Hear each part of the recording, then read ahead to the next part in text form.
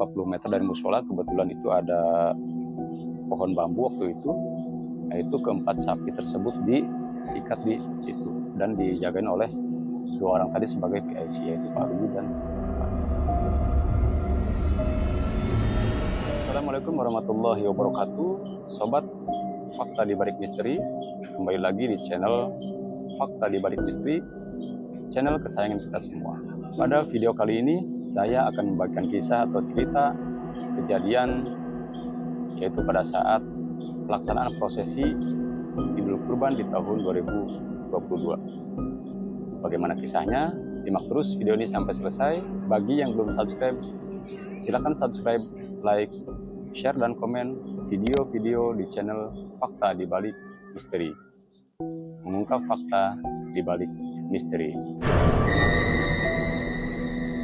Sebelum melanjutkan cerita, silahkan Sobat Fakta di Balik Misteri bisa like dulu videonya dan share ke seluruh media sosial sobat semuanya.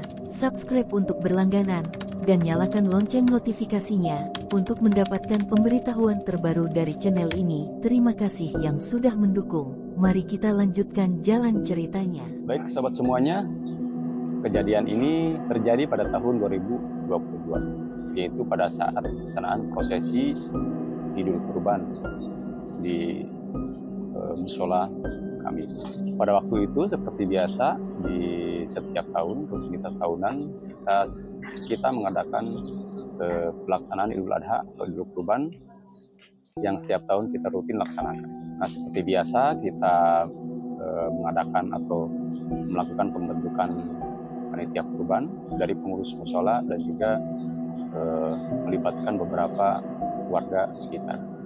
Seperti biasa kita bagi-bagi tugas, bagian penyembelihan, kemudian bagian penguritan, bagian penimbangan, bagian distribusi, dan juga bagian-bagian lainnya, termasuk bagian penerima dan juga penjaga hewan kurban. Nah, inti dari kejadian waktu itu adalah kebetulan kita waktu itu ada 4 sapi dan juga 11 ekor kambing atau domba.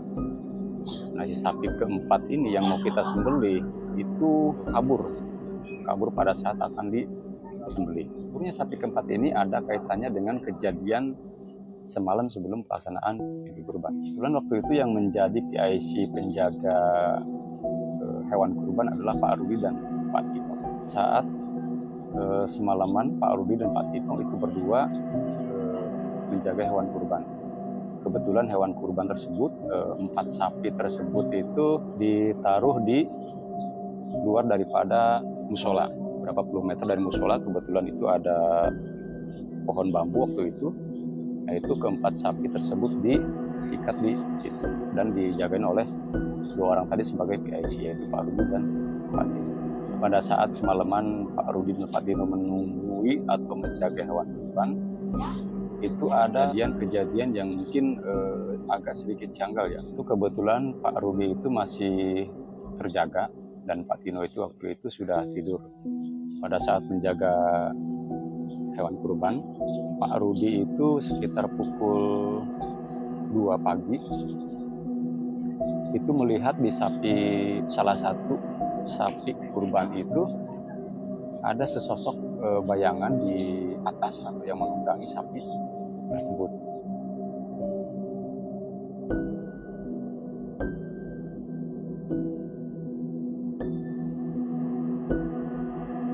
Waktu itu tidak langsung menceritakan atau bercerita kepada panitia lain, termasuk kepada ketua panitia.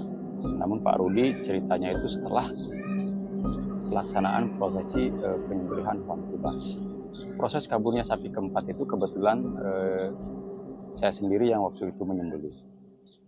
Kebetulan waktu itu ada 4, jadi yang 2 itu disembelih oleh pengurus DKM yang lain dan 2 sapi kurban itu saya yang menyembelih. Nah, kebetulan sapi yang keempat itu saya sendiri yang menyembelih. Singkat cerita, sapi keempat itu, sapi yang terakhir itu kita bawa dari rumpun bambu tempat pengikatan sapi, kita bawa ke proses penyembelihan. Sampai ke tempat proses penyembelihan, si sapi tersebut ternyata kabur Nah, dibawa dari tempat rumpun bambu, kita pegang pengikat atau tempat penyembelihan. Sebelum kita sampai ke tempat penyembelihan, ternyata sapi tersebut berontak. Ternyata sapi tersebut berontak, kemudian sampai yang megang tali tersebut tidak kuat, akhirnya melepaskanlah sapi tersebut. Akhirnya sapi tersebut lari melewati kerumunan warga, dan warga pun sampai pada panik, sampai pada berlarian, termasuk anak-anak, orang dewasa termasuk panitia sampai pada berlarian. Kemudian setelah sapi melewati beberapa warga, panitia termasuk anak-anak kecil, 50 meter kemudian ada salah satu warga yang coba mau mencegat sapi tersebut. Nah, kemudian diambillah tali pengikat sapi tersebut. Diambil, kemudian karena mungkin tenaga sapi sudah pasti lebih besar, akhirnya si warga tersebut yang memegang tali tersebut malah terseret, malah jatuh, kemudian terseret beberapa meter, akhirnya sampai luka-luka si kaki tersebut, sampai lecet-lecet. Akhirnya si kaki tersebut kabur sampai keluar daripada rumahan RT kita, sampai keluar rumahan kita, sampai keluar dari lingkungan RT kita, kemudian masuk ke ruko-ruko. Nah, kebetulan waktu itu memang ruko-rukonya sedang pada tutup karena memang Idul Adha ya, otomatis semuanya pada tutup. Akhirnya sapi tersebut lari ke luar RT kita, kemudian lari ke ruko-ruko sampai ke tengah ruko. Akhirnya kita coba kepung dengan beberapa warga dan juga panitia, mengepung sapi tersebut. Akhirnya masuk ke celah-celah antara satu ruko dan ruko lainnya. Nah, kemudian dari salah satu panitia mencoba untuk mendekati untuk mengambil sapi tersebut. Nah, akhirnya dua orang panitia mencoba untuk mendekati sapi tersebut untuk membawa kembali ke tempat penyembelihan.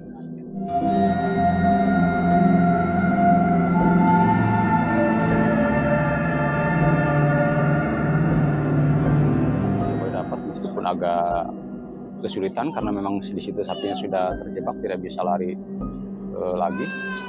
Akhirnya kenalah sapi tersebut dan mencoba dibawa untuk tempat penyembelihan. Nah, karena memang ke tempat penyembelihan itu sudah cukup yang kita khawatirkan, sebelum sampai ke tempat penyembelihan si sapi tersebut lari kembali atau kabur kembali, akhirnya kita berinisiatif untuk menyembelih sapi tersebut di tempat yang memang tidak jauh daripada sapi tersebut kabur. Nah, akhirnya di situ ada pohon mangga. Akhirnya karena itu tadi kita khawatir kalau kita dibawa ke tempat penyembelihan yang memang sudah cukup jauh jaraknya, akhirnya kita berinisiatif untuk membeli sapi tersebut di tempat. Bagaimanapun caranya harus kita eksekusi di tempat. Akhirnya kita coba cari-cari pohon yang memang atau mungkin apa saja yang bisa kita jadikan sebagai sarana untuk mengikat sapi tersebut. Akhirnya di situ kebetulan ada pohon mangga di jalan di samping got. Akhirnya kita ikatkan sapi tersebut di pohon mangga tersebut. Kemudian kita pastikan bahwa kondisi sapi tersebut sudah tidak ada pergerakan atau ada manuver pada saat prosesi penyembelihan. Nah, kebetulan waktu itu di sapi keempat itu bagian saya yang menyembelih. Nah, akhirnya saya coba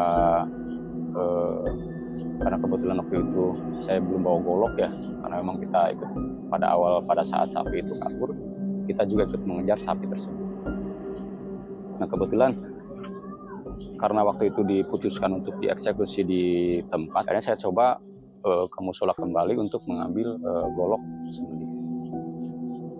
Dan setelah saya ngambil golok, lari, kemudian karena khawatir si sapi tersebut kembali ngamuk dan kabur, akhirnya saya coba ngambil golok, kemudian kembali lagi ke tempat si sapi tersebut diikat tadi di pohon mangga, dan dilakukanlah penyembelihan sapi keempat.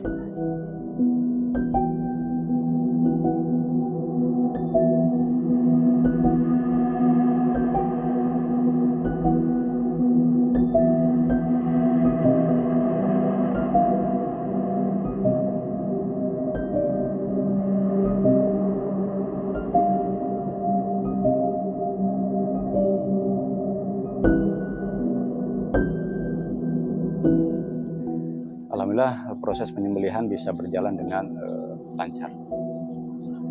Dan karena jaraknya sudah cukup jauh, ya, penyembelihan otomatis kita harus membawa sapi tersebut ke musola untuk dilakukan pengeletan dan juga penjajahan lagi. Nah, kebetulan pada waktu itu memang ada yang membawa handlift meminjam dari perusahaan salah satu panitia, dan ternyata bermanfaat. Akhirnya kita bawa handlift dari musola ke tempat penyembelihan sapi yang terakhir dengan menggunakan palet. Akhirnya kita sapi kurban tersebut kita masukkan ke palet dan kita bawa ke musola. Nah, setelah itu tidak terjadi hal-hal yang tidak kita inginkan. Jadi itu mungkin kejadian yang janggal. Kah itu ada kaitannya dengan kejadian semalam yang sapi kembar itu ada sosok bayangan yang menunggangi, ataukah memang itu hanya kebetulan semata? Wallahu a'lam bishawab. Tapi itulah kejadiannya. Sapi keempat yang disembelih itu ternyata kabur. Semalamnya ternyata Pak Rudi baru bilang bahwa ada sesosok bayangan tinggi besar hitam yang menunggangi sapi keempat tersebut pada saat diikat di pohon bambu tersebut. Jadi itu mungkin kejadian janggalnya, tapi alhamdulillah tidak ada korban. Hanya mungkin salah satu warga tadi yang mencoba mencegat untuk agar sapi tersebut tidak kabur, tetapi malah terseret dan jatuh, hanya terjatuh beberapa meter dan hanya lecet saja.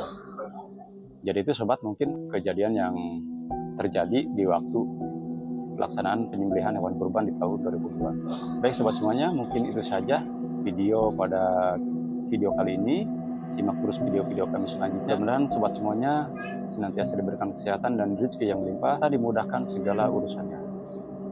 Terima kasih telah menonton video ini sampai selesai. Assalamualaikum warahmatullahi wabarakatuh.